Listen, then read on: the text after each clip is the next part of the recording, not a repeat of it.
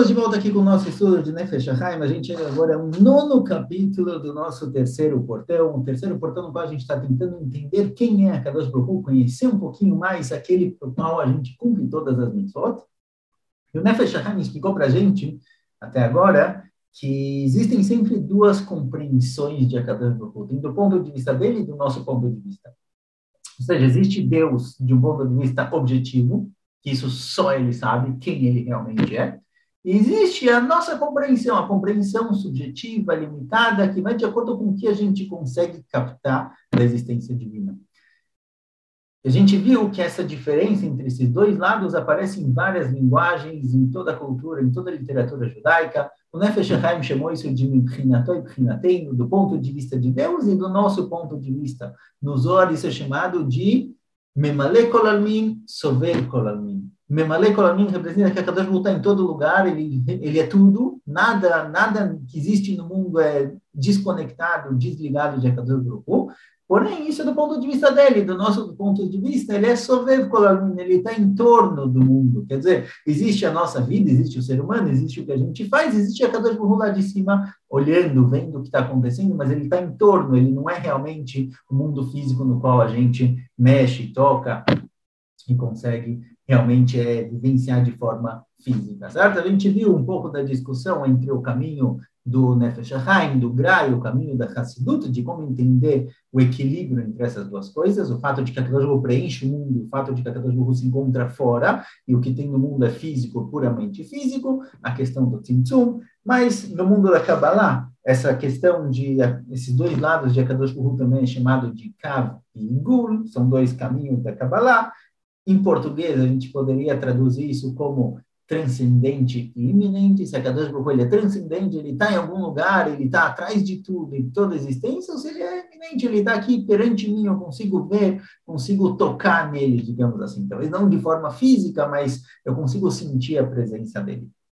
No Perek Tet, o Nefesh HaChaim fala que, na verdade, esses dois lados se encontram também em dois nomes de Akadosh Baruch Hu. Os nomes de Deus, a gente falou já algumas vezes, principalmente no livro do Kuzari, no segundo, no quarto Mahamar, que os nomes de Akadosh Baruch Hu são aspectos diferentes da existência dele. O principal nome de Akadosh Baruch Hu representa a essência dele, a essência divina, é o nome Yud-Kei Vav-Kei, conhecido como Havaiá, certo? O nome que a gente não pronuncia, até por respeito, porque a gente realmente não consegue entender completamente Akadosh Baruch Hu, é alguém que a gente não conhece tão bem, a gente não trata diretamente pelo nome, a gente trata às vezes pelo sobrenome, às vezes por senhor, senhora, por algum outro aspecto com o qual a gente está conectado, e o outro nome, que também é um dos nomes mais famosos de Akadosh Baruch Hu, é o nome Elohim, certo? Não tem como traduzir exatamente esse nome, o nome Yud-Kei Vav-Kei, o nome Elohim, os dois aparecem no Shema Israel, no 11º capítulo, o Nefesh HaChaim vai falar qual tem que ser o nosso pensamento na hora que a gente fala isso no Shema Israel, Hashem Elokeinu, Hashem Echad, aparecem justamente os dois nomes de Akadosh Baruch Hu, Hashem Elokeinu.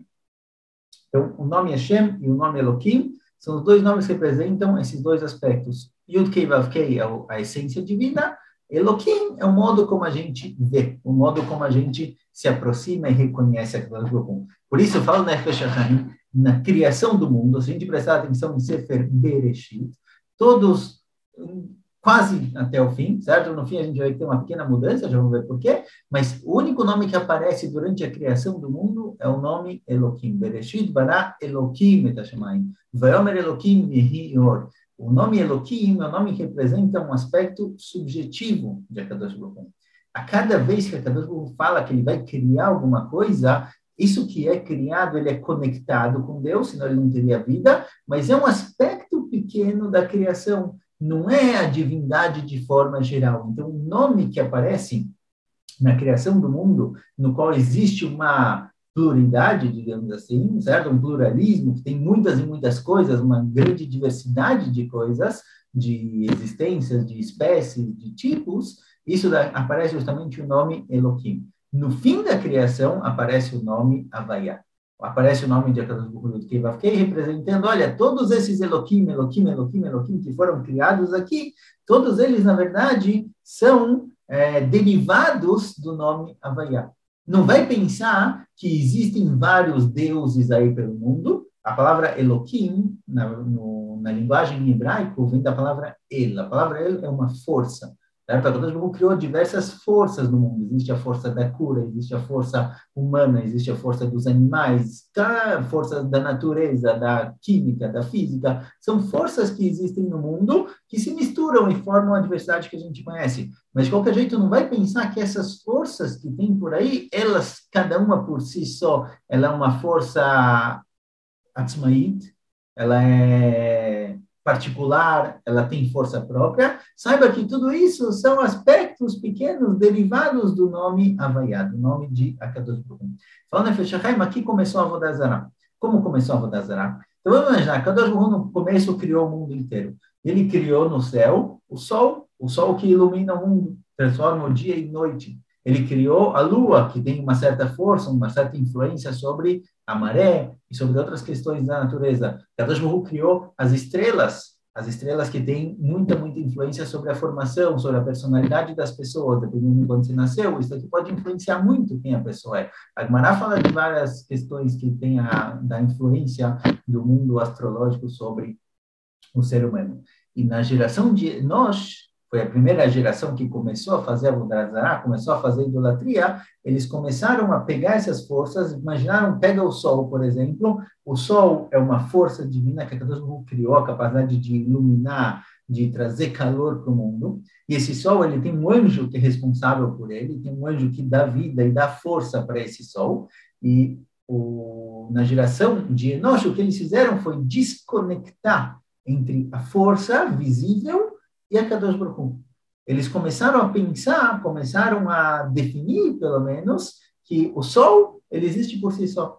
E essa força de calor, poder do Sol é uma força particular. Então, tinham pessoas... O que era Avodah Zarah, basicamente, certo? Vamos imaginar, é um pouquinho difícil entender o que significa fazer Avodah. Você se curvava para o Sol? Quer dizer, se curvar para o Sol? Você acha que o Sol vai fazer alguma coisa por você? O Sol, ele é inanimado, ou estátuas. Então, basicamente, o que eles faziam é o seguinte, eles pegavam o Sol, por exemplo, pegavam quais são os aspectos que tem no Sol, quais são as características do Sol. O Sol, ele tem poder, o Sol, ele tem força, ele tem controle, ele está num lugar muito alto, ele está acima de tudo. Eu vou me conectar com todas essas forças que tem no Sol. Eles tinham a compreensão de que o mundo não é puramente físico, o mundo tem um lado espiritual também, mas eles desconectaram entre Deus e cada uma dessas forças. Então, eles falaram, olha, se eu quero força, se eu quero poder, se eu quero calor, eu não vou rezar para Deus, eu vou rezar para o Sol, que tem controle, tem influência sobre todas essas forças. Então, eles rezavam para o Sol, achando que o Sol é aquele que pode dar para ele essas características, habilidades específicas que eles estão procurando. Ou se a Kadosh Baruch Hu, por exemplo, existe cura no mundo. A Kadosh Baruch Hu criou um malach, um anjo chamado Refael. Refael vem da palavra refuá, vem da palavra cura, e esse anjo é o anjo que traz a cura para o mundo. Então, toda a capacidade que existe no mundo de cura, coisas que quebraram se consertarem, ou o ser humano que se cura sozinho, certo? Regeneração molecular, celular, isso que a gente se cura sozinho, a Kadosh Baruch Hu, na verdade, colocou essa força no mundo, força da cura. E o anjo responsável de trazer essa força para o mundo é chamado de Refael. E aí, o que fizeram? O que fazia Avodah Zarah? O que fazia idolatria? Se a gente imaginasse uma idolatria para o anjo Refael, fariam uma estátua dele e diriam, olha, você, Malach Refael, você é a fonte, você é a força da cura do mundo, nos cure. Cure as pessoas que estão doentes. Eles desconectaram o anjo, a força, a capacidade que a Kadosh Baruch Hu, esse poder que a Kadosh Baruch Hu criou no mundo, de Deus.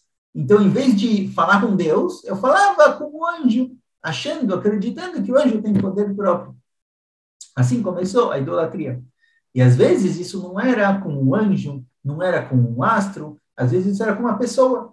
Se você tem gente que nasce, você fala, essa pessoa nasceu com sorte. Quer dizer, essa pessoa nasceu com sorte? Essa pessoa aí nasceu na melhor das constelações. E ela nasceu com um poder muito grande, certo? Habilidades, mas que vem realmente de algo de dentro dela, algo dentro da pessoa, a capacidade de convencer os outros, a capacidade de liderar, cada um com as habilidades que ele tem. Então, muitas vezes as pessoas idolatravam, por exemplo, o faraó, ou o Nebuchadnezzar, todas essas pessoas que viraram idolatrias, que faziam deles grandes estátuas e se curvavam para eles, sabiam que eram seres humanos. Mas eles viam esses seres humanos como seres humanos que têm uma zala, eles tiveram uma sorte, eles têm uma força, um poder muito grande, e eu rezo para ele para que o poder dele influencie também sobre mim. não só psicologicamente, mas realmente acreditando que existe uma magia, existe um poder que está sob o controle dessa pessoa, ele pode dividir comigo o poder dele. Então, eles transformavam astros em idolatrias, transformavam anjos em idolatrias, transformavam pessoas em idolatrias. No Nefesh HaChaim traz aqui animais também, certo? Cada animal tem sua habilidade, tem o leão, ele é forte, cada animal tem a sua própria habilidade, eles tentavam atrair para eles também, porque, vamos pegar aqui o exemplo do leão, para tentar entender um pouquinho melhor o que era Avodah Zarah. Se você pega, por exemplo, o leão realmente ele é forte, ele é corajoso, ele é forte, ele é temerário. De onde vem isso? Por que é assim? Por que as pessoas têm medo do leão? Não é só o tamanho dele, não é só o barulho que ele faz. É algo que Kadosh Baruch Hu colocou na natureza do leão, que as pessoas temem ele. Então, eles viram que a Kadosh Baruch Hu colocou uma natureza muito forte no mundo, e eles tentavam se conectar com essa natureza para puxar isso para eles mesmos. Agora, desconectando isso de Kadosh Baruch Hu, em vez de ir para a fonte e falar, olha, Kadosh Baruch Hu, você criou o poder de força, de coragem, de liderança no mundo, me dá um pouco também, eles iam para a criatura que foi criada com aquela força, tentando puxar diretamente dela.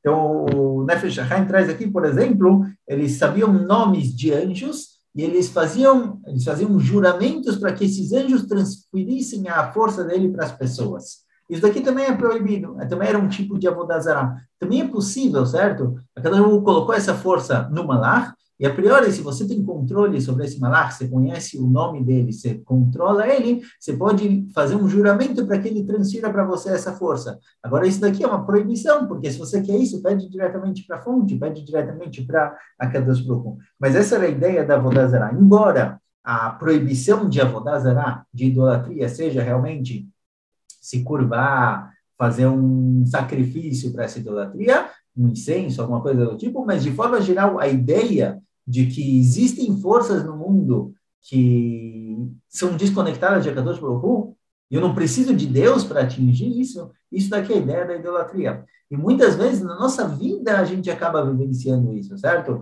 Dizem que hoje a idolatria é o dinheiro. Por que idolatria é o dinheiro? Porque você acha que se eu tenho tanto dinheiro no banco, eu consigo atingir os meus objetivos. Quando, na verdade, atingir o meu objetivo, conseguir o que eu quero, eu posso realmente usar o dinheiro, eu posso realmente usar o valor monetário para alcançar o que eu estou querendo, mas, na verdade, esse valor monetário, ele não é real. Não só no sentido de que as moedas, as notas não têm valor real, não é igual antigamente, mas o valor monetário é um meio, é uma ferramenta com a qual eu posso atingir o meu objetivo, mas eu posso ir direto para a fonte, eu posso rezar para Kadosh Baruch Hu, pedir para atingir o meu objetivo, conseguir o que eu quero. Talvez eu vou usar ferramentas materiais para alcançar isso, mas no fim, todas as ferramentas materiais são simplesmente ferramentas que me ajudaram a chegar lá, mas quem criou essas ferramentas, quem deu vida e deu força para essas ferramentas é a Kadosh Baruch Hu. Então, Nefesh HaChaim já dá para a gente uma visão completamente diferente do mundo. Tudo que você quer atingir, todo objetivo que você quer atingir, não importa qual ferramenta você vai usar para chegar lá, qual habilidade você precisa para chegar lá, que pessoas você vai pedir ajuda e usar para alcançar o seu objetivo, nada disso é real. Toda a força, toda a capacidade, toda a influência que as pessoas têm, que às vezes você vai usar uma pessoa que tem influência para seu filho ser aceito na escola, ou para entrar na faculdade, ou para conseguir um emprego, essa pessoa, a influência que ela tem, o conhecimento que ela tem, a habilidade dela de falar não é dela. Kadosh Baruch Hu colocou isso nela. Então, vai direto para a fonte.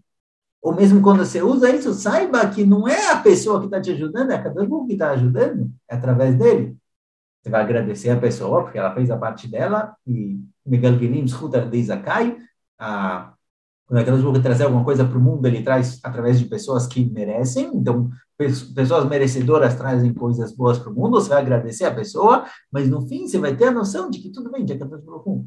E quando você tem essa compreensão de que você tem dois mundos, você está trabalhando no mundo físico, mas tem um mundo espiritual que, na verdade, é aquele que está regindo tudo o que acontece aqui.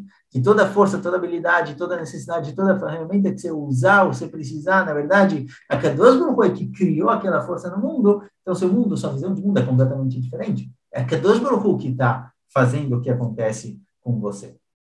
Por isso, completa o Nefesh HaChaim, com relação a Korbanot, principalmente. Korbanot, às vezes, eles dão a impressão de que eu estou fazendo um sacrifício para o Mizbeach, fazendo um sacrifício para o Beit HaMikdash, nos Korbanot sempre aparece o nome Yud-Kei Vav-Kei. Sempre aparece o nome original de Akadosh Baruch Hu, para saber que o Korban eu faço diretamente para a fonte, e não para nenhuma dessas outras constelações, forças que tenham por aí. Por isso, aliás, o Nefesh HaChaim traz aqui grandes pessoas como Daniel, Yaakov, Yosef. Eles não queriam não queriam estar próximos de pessoas idólatras. Yaakov não queria ficar enterrado no Egito, porque ele sabia que ele trazia muita brachá para o mundo. Ele tinha medo que os egípcios transformassem ele em uma avodazará, em uma idolatria, porque Yaakov era alguém grande, era alguém com poder, era alguém muito, muito importante, que ele realmente trazia muita brachá para o mundo. Então, os egípcios podiam transformar ele em uma idolatria. Ele pediu para ser enterrado em Eretz Yisrael, para Yosef levar ele.